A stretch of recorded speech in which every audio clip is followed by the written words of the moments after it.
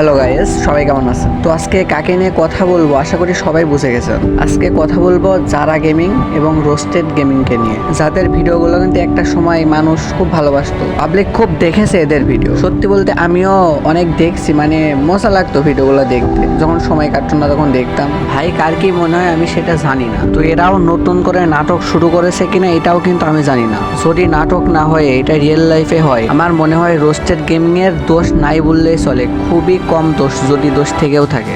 কারণ roasted gaming এর মতো একটা ছেলে কখন আমার মনে হয় না যে একটা মেয়েকে ধোকা দিয়ে চলে যাবে। কারণ তার লাস্টের ভিডিওটা আমি দেখেছি, মানে সে কথা বলতে যেয়ে পেরে কান্নাই করে ফেলছিল। তো সে কিন্তু বারবার নিজেকে কন্ট্রোল করার চেষ্টা করেছে। আমার মনে হয় কি এই ভিডিওটা বানাইতেও কিন্তু তার অনেক বেশি সময় লাগছিল। আর এইদিকে যারা, সে হয়তো ব্রেকআপের সময় এটা বলছিল যে আমি অনেক ছেলের সাথে কথা বলতে চাই, এখন তুমি যদি আমার সাথে থাকতে চাও থাকতে পারো, আর যদি না থাকতে চাও তুমি চলে যেতে পারো। কারণ কি যারা দেখতেছে আমি তো অনেক বড় একটা ইউটিউবার, তো আমি কেন এক পুরুষে আসক্ত হয়ে থাকবো? আমি কেন অন্য কারোর সাথে ভিডিও বানাবো না? আমার যার সাথে ইচ্ছে আমি তার সাথে বানাবো। আমি কেন সারাদিন ওর কথা শুনবো? আমি ওর মাইন্ড সেটআপটা ঠিক এমন হয়েছিল। আসলে কথায় আছে না, মেয়েরা ছলনাময়ী, আসলেই কিন্তু ছলনাময়ী। কারণ তারা যদি বলেও যে আমি সিঙ্গেল, তাদের দুইটা বিয়ে থাকে। তো আমি ছোট একটা কথা বলি, সেটা হচ্ছে আপনি একটা ছেলের আইডি খুলবেন আর একটা মেয়ের আইডি খুলবেন, অবশ্যই কিন্তু মানুষ মেয়ের আইডিতে বেশি মেসেজ দিবে। কারণ সবারই তো একটা করে ধান্দা আছে যে এর যদি পাই তাহলে তো কাজ হবে। আর মেয়েও ভাবে আমাকে এতজন মেসেজ দিচ্ছে, আমি কেন একজনের প্রতি আসক্ত হব?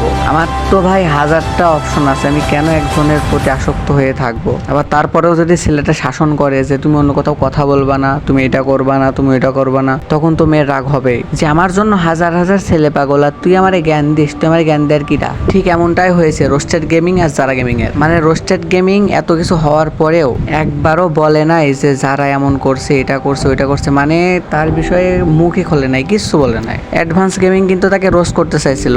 আমার কথা হচ্ছে রোস্টেড গেমিং এখনো অনেক বড় বোকাচোদা আছে, এখনো একটু কম বোঝে। রোস্টেড গেমিং এখনো এটা ভেবে বসে আছে যে যারা ওর জন্য আবার ফিরে আসবে। কিন্তু যে খানকি মাগি 2 নাম্বারই করে চলে যায় তাকে তো ফিরে আনাই ঠিক না। আর এদিকে খানকি মাগি দেখেন, এর প্রত্যেকটা ভিডিও কোনো না কোনো ছেলের সাথে আছে। তাহলে কেমনে কি আমাকে একটু বুঝান। মানে এই যে মেয়ে, এই মেয়েকে কিন্তু আমার অনেক ভালো লাগতো। দেখেন ওর চ্যানেলটাও কিন্তু আমার সাবস্ক্রাইব করা আছে। আর শালি এখন যা শুরু করছে এটা তোমার দেখতেই ইচ্ছে হচ্ছে না। মানে স্বভাব হচ্ছে লুচ্ছামি স্বভাব। নতুন নতুন পাখা গজালে যা হয়, আর কেবল বয়স হইতেছে তো এখনো বুদ্ধি হয় নাই। যখন পুরো বুদ্ধিটা হবে তখন বুঝতে পারবে। মেয়ে মানুষ লোকের বাল ডাবল। আর এ কিন্তু নিজেকে অনেক বড় কিছু মনে করে। এ ভাবে যে রোস্টেড গেমিং আজকে এত বড় ইউটিউবার শুধুমাত্র আমার জন্যই হয়েছে। কিন্তু এটা ভাবে না যে ও যে এত বড় ইউটিউবার হয়েছে এটা রোস্টেড গেমিং এর জন্য। কিন্তু যারা ফার্স্টের দিকে নিঃস্বার্থভাবে রোস্টেড গেমিং এর জন্য অনেক কিছু করেছে, এটা কিন্তু রোস্টেড গেমিং কখনো অস্বীকার করে না। কিন্তু এর তো অ্যাটিটিউড কখনোই কমে না। এ তো ভাবে আমি এটা হ্যান ত্যান, অনেক বড় বাল হয়ে গেছে। কিন্তু আসলে এগুলো হওয়ার পরে দেখেন কাস্টালাইনে ভিউজ কতটা আছে, এটা দেখলে বোঝা যাবে যে পাবলিক কাকে সাপোর্ট করতেছে।